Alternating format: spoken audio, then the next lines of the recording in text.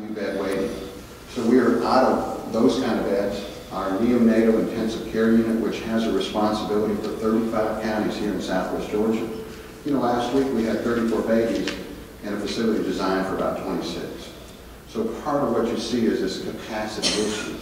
I would share with you that when I was hired in 1988 by Harry Wilson and Ann Louise McCormick, and they said, here's some challenges you need to think about. First of all, Phoebe Puppy is a size 12 foot being crammed into a size 6 shoe. Patients in the hallway, we've got to grow. And although it didn't receive a great deal of publicity, one of the decisions the authority was involved with at that time was whether or not to expand on its primary campus or potentially buy the other facility in town. So as a strategic alternative, building or buying as a way to grow capacity has been part of the authority's logic for many, many, many years, just because it's a logical business decision to take. So we find ourselves with a need to grow. I think you folks would agree with me. You want our employment base to continue to grow. You want us to add services so that people don't have to leave this region to get it. And the prosperity that comes along with both having this predictable good care as well as employment is important. So when you look at this slide, you see that there continues to be expanded market opportunities. By being involved in Americas, our reach actually now goes up the Flint River Valley, all the way up into Montezuma and beyond. Our involvement in Van Hill County obviously gives us involvement farther to the east. We have very close friendships in Moultrie and Cordeo, and continue to develop those type of things. So as you look at this as county commissioners, know that we're out there doing a lot of things that ultimately continue to build upon this magnetic center. So I mentioned the build-buy scenario. And here is the two pieces of the puzzle. I won't dwell a great deal. We immediately add 250 licensed beds, as opposed to the right-hand side, where we actually would have to apply to the state and get their approval, and our growth would have been tied up in regulatory issues that may have stretched for 2, 3, 4 years, and thus stymied our ability to continue to grow. If you've ever been to an airport or someplace busy that's under construction and how they ramp you different places and you're constantly on some kind of a detour, imagine Phoebe Putnam doing a major construction project for 3 or 4 years, highly disruptive.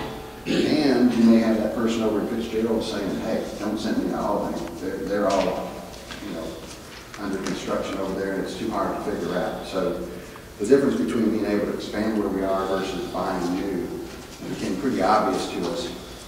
And the ability to take dollars that are currently leaving this county, and I know Commissioner Stone and I have chatted off and on over the years, dollars that the shareholders of HCA Palmyra have earned as a result of operating the facility. Those resources will now be turned back into staying here and investing in things such as the development of a trauma center here at Phoebe Putnam.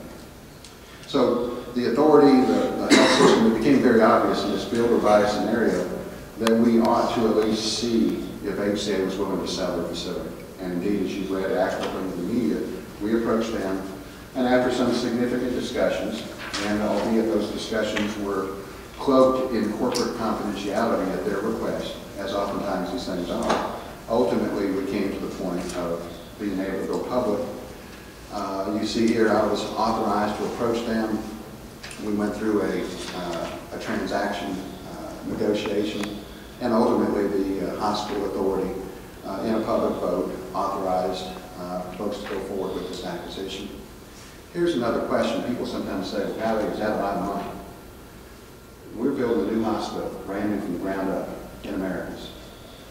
And it's going to cost $125 million, and there are only 76 beds. So if you did your arithmetic, $1.6 million per bed for a brand new hospital. At Palmyra, you do the same arithmetic, we're getting, you know, 3 times, 4 times the number of beds at a significantly less cost.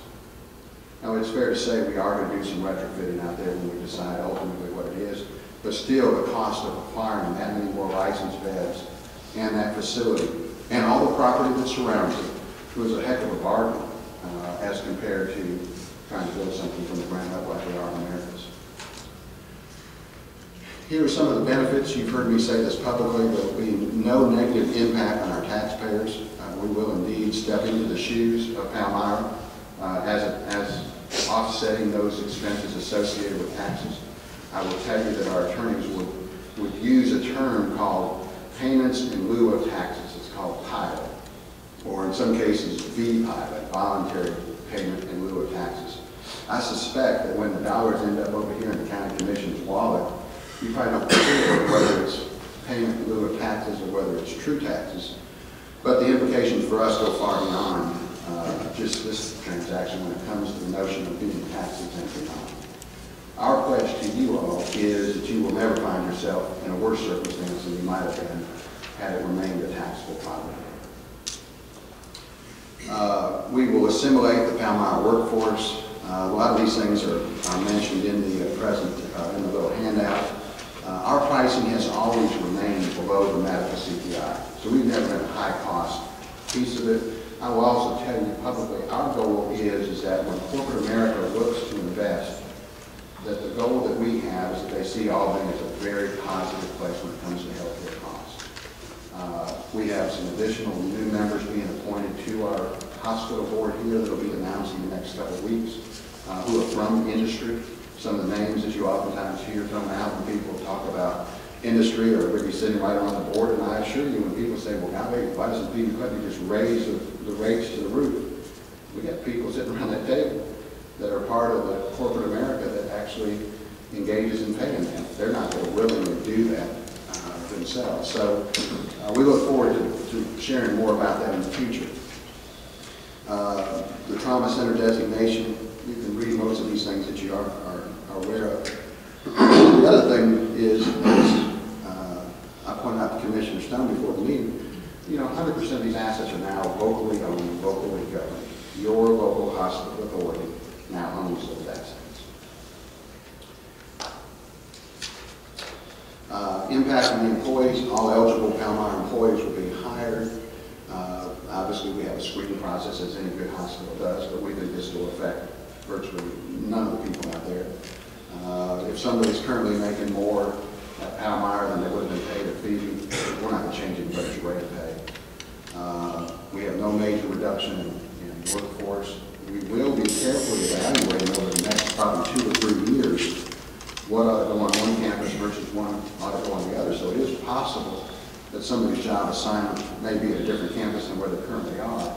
But there's nothing about this transaction that anticipates, A, closing the hospital, or someone would say that we bought it to close it, which is not true. We needed those beds to grow.